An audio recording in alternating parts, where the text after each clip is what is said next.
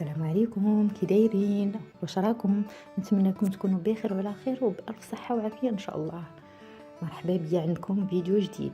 اليوم جيت باش نشارك معاكم بسطيلات صغار ديال الدجاج والدجوج حلوين. نتمنى ينالوا الاعجاب ديالكم. بعد هاد الغيبه الطويله ندوزو نيشان المقادير وطريقه التحضير. غنشد البصله، عندي هنايا تقريبا 1.5 كيلو ديال البصله. هاد الهاشوار ضروري تكون عندكم، ضروري مهمه، كتسهل علينا بزاف ديال الحوايج.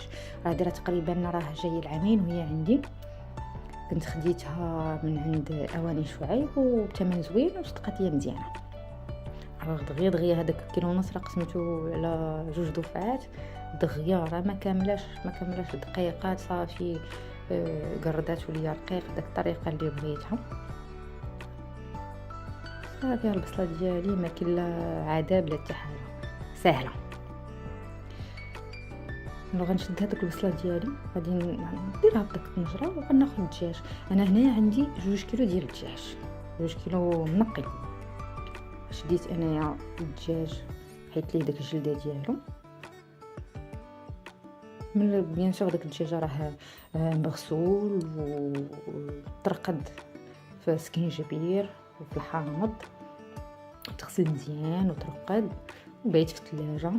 انا جبته اصلا من الكونجيلاتور، جبته البارح باش نوجدو. صافي شديت داك الدجاج ديالي حيت ما غاديش نشحرو. شديتو قردتو باش يجيني ساهل ويدخل معاه الطياب، يدخل معاه العطريه. كما كتشوفوا داك البصله راه لتحت، سيت فوق منها الدجاج ديالي. قلت لكم عندي 2 كيلو ديال الدجاج اللي من بعد زعما ما تنقى داك ماشي الدجاجه ديال 2 كيلو، لا الدجاج عندي 2 كيلو ديال اللحم ديال الدجاج. عليه معلقه كبيره ديال سكينجبير، عويده ديال القرفه، معلقه كبيره ديال خرقوم عرق ولا الخرقوم بلدي، معلقه صغيره ديال البزار، الزعفران الحر اللي ما عندوش يقدروا يعوضوا بداك دامه ديال الزعفران، الملحه على حسب الذوق، واحد معلقه صغيره عامره ديال السمن، قزبر معدنوس. انا ما عنديش طريين دايرهم في المجمد، درت عباري قياس تقريبا واحد 2 معالق كبار، واحد نص كاس ديال الزيت ديال المائده. صافي ونيشان شعلت عليه العافيه ودرتو فوق النار. الطنجره ديالي راه شتي بالماء قليت لا الدجاج لا حتى حاجه، كيما صايب داكشي راه كلشي قدامكم. صافي كنحاول نحرك شويه داك الدجاج باش تدوز داك العطريه، تهبط شويه لداك البصله.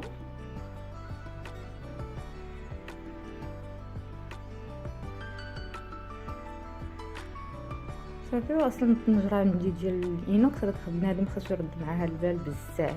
العافيه خاصها تكون النار تكون مهيله باش ما تحرقش لينا. اما هي زعما راه فيها الروه ديالها، فيها داك البصله هي غطلق الماء، ما زدتش حتى نقطه ديال الماء. صافي من هنا من بعد ما راه هو كيتقلى في قامته، كيتقلى مع البصله وكل شيء، يعني كياخذ حقه ديال الطياب. مره كنحرك من التحت باش ما تلصقش البصله في القاع ولا الدجاج، وباش داكشي العطريه تخلط. صافي زدت هنايا واحد معلقه كبيره ديال القرفه باش ما قنعتنيش داك العويدات. صافي نغطي على الطنجره ديالي ونخليها حتى طيب. النار كنأكد لكم تكون مهيله، راه الطنجره ديال الانوكس هادي. صافي الدجاج اصلا راه ما كيشدش طياب بزاف، دغيا واصلا قطعته باش ما ياخذش الوقت بزاف.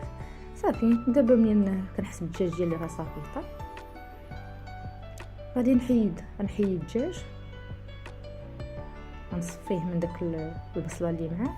كنحاول نهز غير داك الهبره ديال الدجاج باش يبقى ليا داك البصله لتحت. شي الدجاج راه طاب حتى لدرجه انه ولا كيتفلتت بوحدو.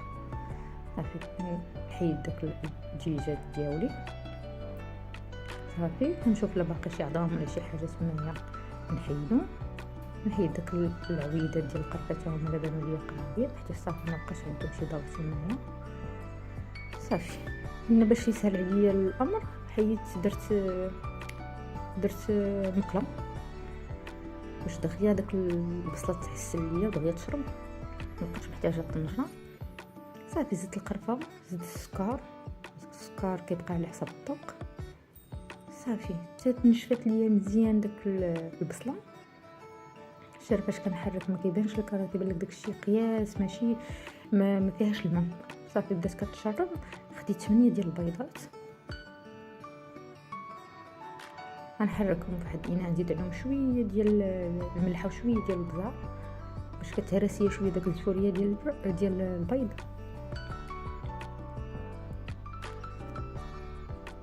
صافي نحركهم ونزيدهم بشويه. في هذه المرحله انا كنزيد نقسم داك البيض ديالي على واحد 3 دفعات، كنزيد وكنحرك مزيان باش ما يتكتلش ليا داك البيض.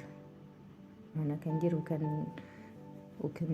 نحرك، راه مسرعه الفيديو. صافي وغادا حتى كيتنشف ليا. صافي داك البصله كتوكح مزيان وداك البيض كيتخلط معاها، ما كتبقاش تفرق ما بين البيض وسميتو والبصله نهائيا. ما كتبقاش تعرف حتى انه راه مديور فيها البيض.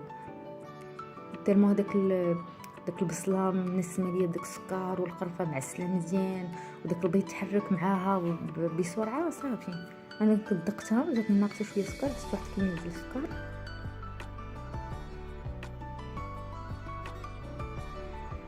واحد عويه ديال القرفه بان ليا حتى واحد. صافي البصله ديالي واجده. صافي الدجاج هذا كمل اللي حيت. صافي كنبقى نقلب وكنفرتت فيه، وفي نفس الوقت كنقي هذاك العظيمات الصغار داك سميتو كنحيدهم. انا راه درت معاكم الطريقه بالتدقيق للمبتدئات زعما باش كاع ما قلت لكم حتى ايطاب باغ ايطاب غادا معاك. ما تقولش يا اختي ما عرفش نصيب ولا عكاس ولا هذا، هي كلشي قدامك. اصلا انا راه ماشي محترفه، راه قلت داكشي اللي غادي كنصايب لداري وليداتي قلت نشاركهم معكم.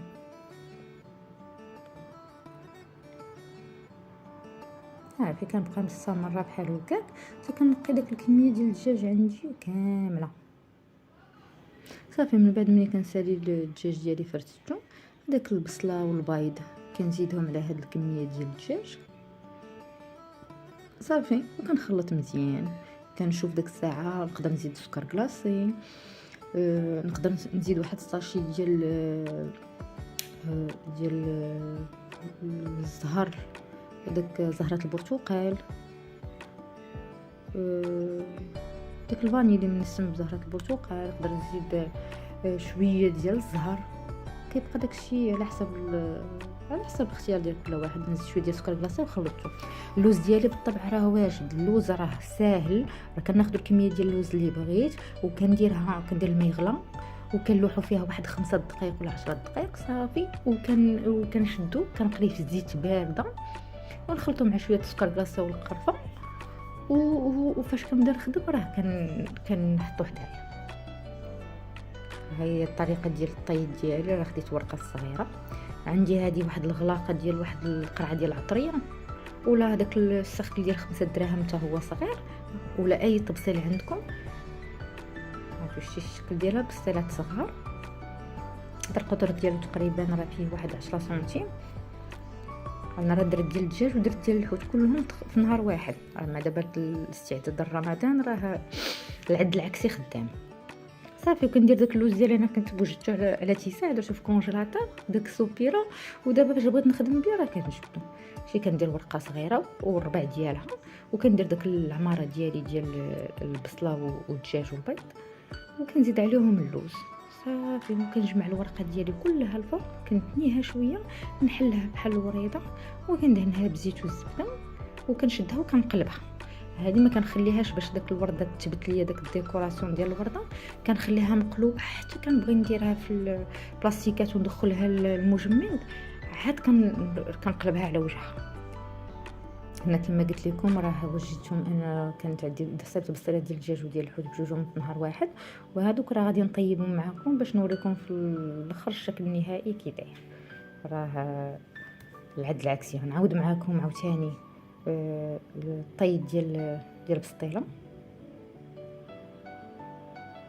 عندي ورقه حجم صغير كنحطها، كندوبلها بواحد الربع ديال داك الورقه. خديت ورقه قسمتها على ربع، كناخذ داك القياس ديالي ديال العماره، كندير داك اللوز اللي هرمشتو معاه سكر كلاصي وقرفه. كندهن الورقه ديالي حيت هادو غادي يدخلوا الفران وغيبقاو في المجمد واحد المده. كندهنهم شويه ديال الزيت والزبده صافي. كنجمع داك الورقه اللوز ديال داك الورقه الفوق، كنحاول ندورهم واحد شويه صافي، وكنبدا نحل الديكوراسيون باش كتجي بحال الورده.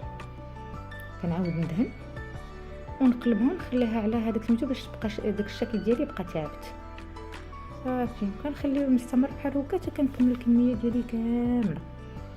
كيجي الشكل ديالها جميل، مبقاتش هاد قوه زعما لويها من هاد الشيء وعاود قلبها ولا لا، خدمه دقه واحده كتجي جميله جدا شكلا ومذاقا. كنتمنىكم تجربوها وتخلوا لي في التعاليق كي جاتكم. نعاود معكم طريقه راه سهله جدا. لا الطريقه ديال الطي راه صافي راه ساهله، يعني غتولي عندكم البسطيله بحال اللعب ديال الدراري الصغار.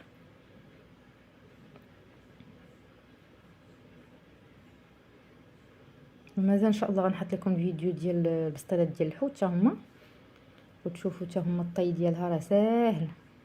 وهذا الشكل النهائي ديالها ملي دخلتها الفران. الفران سخون، شعلت عليها من الفوق ومن التحت باش كتحمر غير داك الورقه ديالنا وكتقرمل. رشيتها بشويه ديال السكر كلاصي وزوقتها بشويه ديال الورد البلدي، وها هو الشكل النهائي ديالنا بالصحه والراحه. كنتمنى تعجبكم. الا جربتوها ما تبخلوش عليا بالاراء ديالكم بالتعليق ديالكم، والى اللقاء في فيديو قادم ان شاء الله. بيان سور ما تنسونيش من اللايكات والبارطاج. الله يعاونكم. تشاو تشاو تشاو.